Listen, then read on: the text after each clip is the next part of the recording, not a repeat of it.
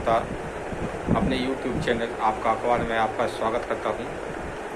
आज हम बात करेंगे बिहार के मुख्यमंत्री नीतीश कुमार का प्रधानमंत्री बनने का दावा कितना मजबूत है। कहते हैं कि दिल्ली की कुर्सी का रास्ता उत्तर प्रदेश से होकर जाता है। बिहार के मुख्यमंत्री नीतीश कुमार की पार्टी जेडीयू का बिहार के बाहर तो कोई अस्तित्व है नहीं, फिर उत्तर प्रदेश में वे कैसे अपनी नैया पार लगाएंगे। अगर वे सोचते हैं कि हम समाजवादी पार्टी, बहुजन समाज पार्टी और कांग्रेस के बलबूते पर बीजेपी को हराकर ज़्यादा सीटें जीत सकते हैं, तो ये उनका गलत दावा है।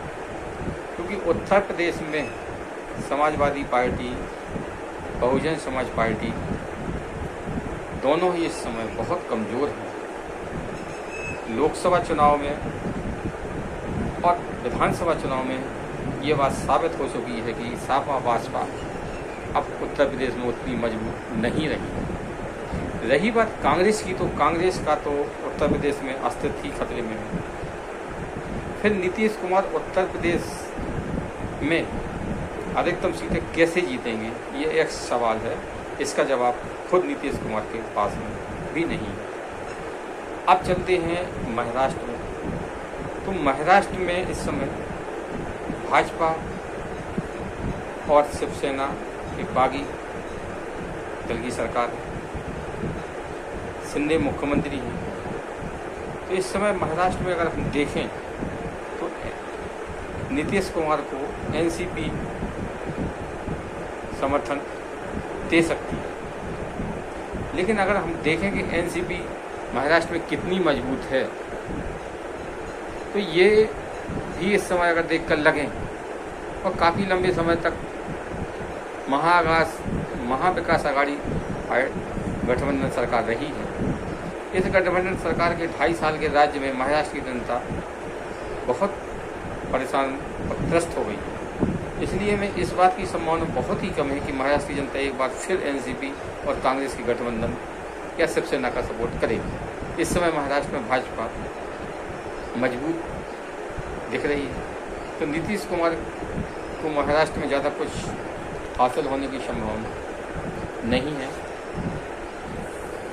और अब हम चलते हैं बिहार। तो बिहार में भी नीतीश कुमार काफ़ी लंबे समय से मुख्यमंत्री हैं। उनको अगर लगता है कि भी 40 में 40 सीटें जीत लेंगे, तो ये भी भ्रामक और गलत है।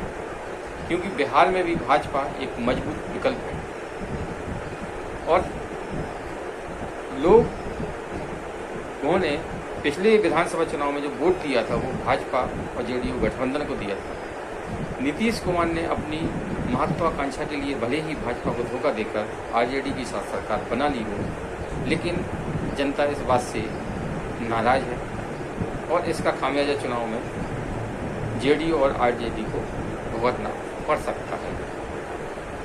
आरजेडी की छवि वहाँ अच्छी नहीं है। लोगों को लगता है कि आरजेडी के मजबूत होने से बिहार में जंगल राज वापस आ सकता है और जनता इसी बात से डरी हुई है और इसका लाभ भाजपा को मिल सकता है। और भाजपा इन दिनों बिहार में जंगल राज की रट लगाकर यही सब कर रही है। और अब हम बात करते हैं वेस्ट बंगाल की।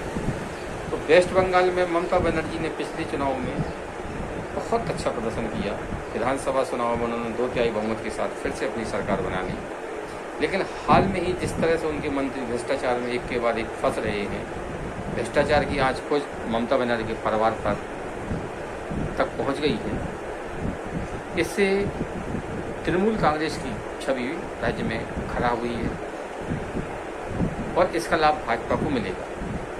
यहाँ पर एक और बड़ी बात गौर करने की है, वो ये है कि जब भी विधानसभा चुनाव होते हैं तो लोग ममता बनर्जी को सपोर्ट करते हैं, लेकिन लोकसभा चुनाव में लोग मोदी को देखकर वोट देते हैं। तो इस बात की संभावना भी भी कम है कि तृणमूल कांग्रेस इस बार लोकसभा चुनाव में कोई बड़ी सफलता या भाजपा को हरा सकती है, भाजपा का क्लीन स्वीप कर सकती है, इस बात की संभावना नहीं दिख रही है। अब इसके बाद में अगर हम दक्षिण भारत में देखें तो दक्षिण भारत के बड़े राज्य आंध्र प्रदेश, कर्नाटक, तमिलनाडु, इनमें ऐसी कोई क्षेत्रीय पार्टियां नहीं हैं जो अपने बलबूते पर कोई बड़ी सफलता हासिल कर सकें और नीतीश कुमार को मजबूत कर सकें। तमिलनाडु में इस समय जो सरकार है वो कांग्रेस के साथ गठबंधन में है। आंध्र प्रदेश के मुख्यमंत्री किसी भी गठबंधन में नहीं है। तेलंगाना के मुख्यमंत्री केसीआर खुद प्रधानमंत्री बनना चाहते हैं और कर्नाटक में भाजपा पहले से ही मजबूत है। तो दक्षिण भारत में भी नीतीश कुमार को ज़्यादा सफलता मिलने की गुंजाइश नहीं है। अब अगर हम देखें छत्तीसगढ़, तो छत्तीसगढ़ में कांग्रेस की हालत खराब है।